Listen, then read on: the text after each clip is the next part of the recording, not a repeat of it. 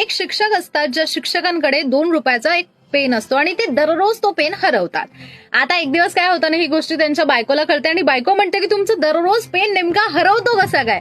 त्यावर तो म्हणतो आता हरवतो त्याला मी काय करणार आहे ना, 2 रुपयाचा पेन आहे, एवढं काय टेन्शन घ्यायचं. त्यावरती म्हणते की माझ्याकडे याचं एक सोल्युशन आहे, ते म्हणजे असं की आता तुम्ही ना एक 100 रुपयाचा पेन घ्या आणि माझ्या बोलण्याकडे लक्ष द्या की तो पेन तुमच्याकडनं हरवणारच नाही.